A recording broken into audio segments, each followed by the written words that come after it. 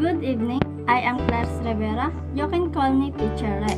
Our topic is developing on-grade and culturally relevant instructional materials. What is instructional materials? Kindly read this one, Aris.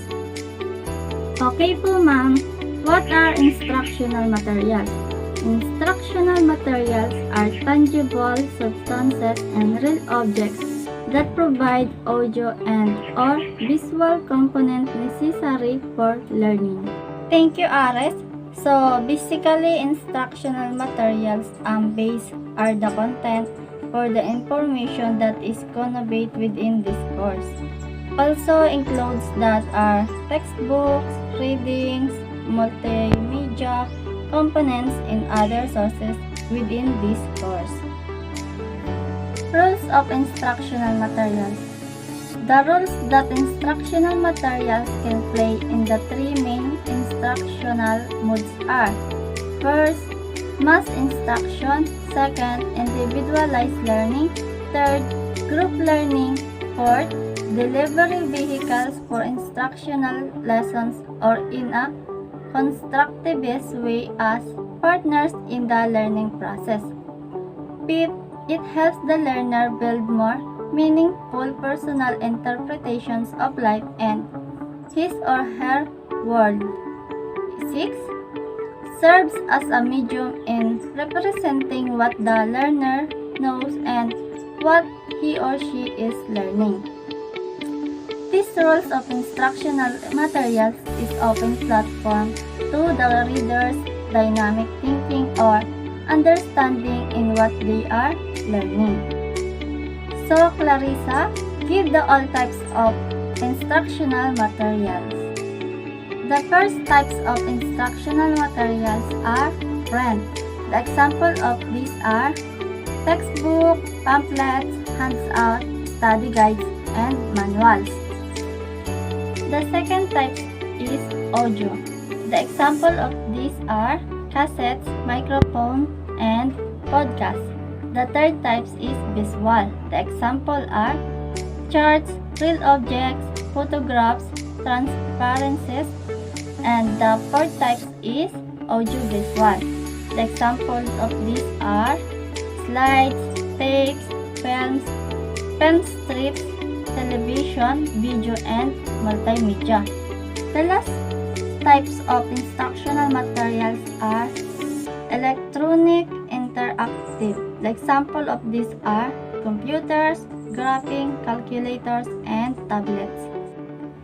Thank you, Clarissa. So, these types of instructional materials are important because these all types is we always use when we are learning. Ma'am, what is culturally responsive or relevant teaching? Culturally responsive or relevant teaching. Culturally responsive teaching has been described as a pedagogy that empowers students intellectually, socially, emotionally, and politically by using cultural reference to impart knowledge, skills, and attitude. Culturally responsive teaching or CRT helps create environments, curricula, and instructional methods that validate and reflect the diversity, identities, and experience of all students. When we do that, we raise the level of academic rigor for all learners.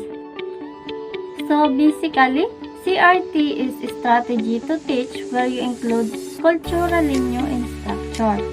It is also included in the use of example that we see in your environment.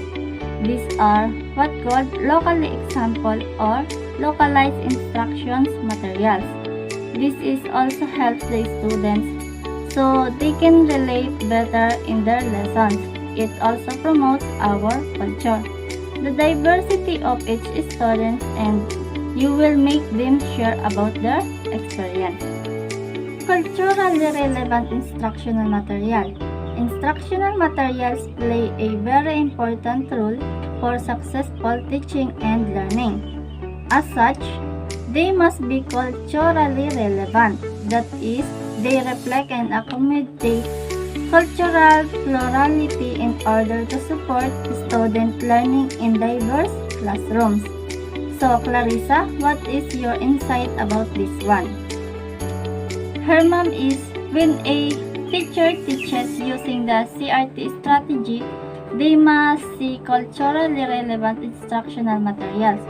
So, it should be when the instructional materials they use are localized. And if they are going to use culture, they should use our culture, not the culture of other countries, so that the children they will teach can relate better. Very good, Clarissa. So, let's proceed to the 6 steps for better instructional design. First, we have begin at the end.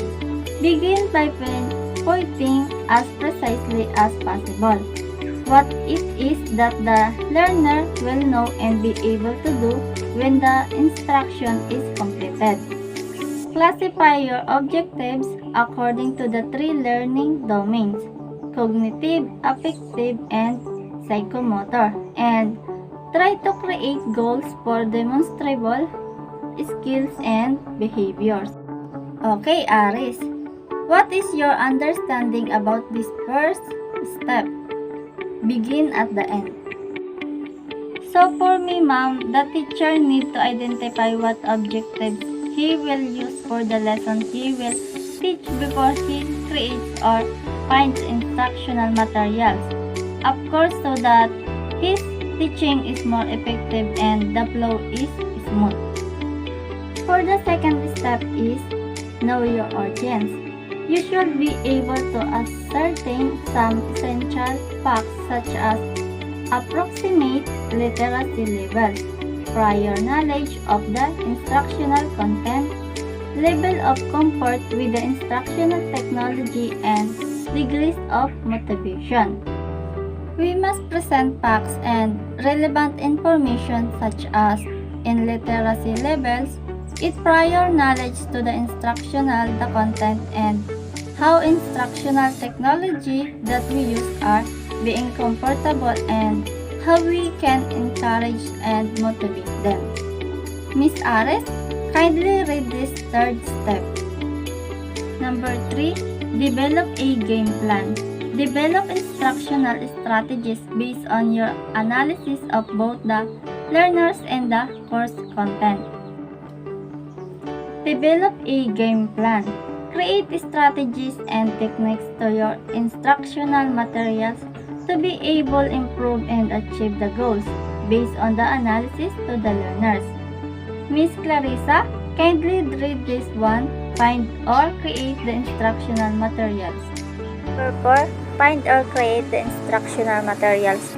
The strategies you identify in the previous step will guide the process of finding or creating your instructional materials. At this point, you should revisit your learner analysis and consider what types of materials will be most effective. Find or create the instructional materials.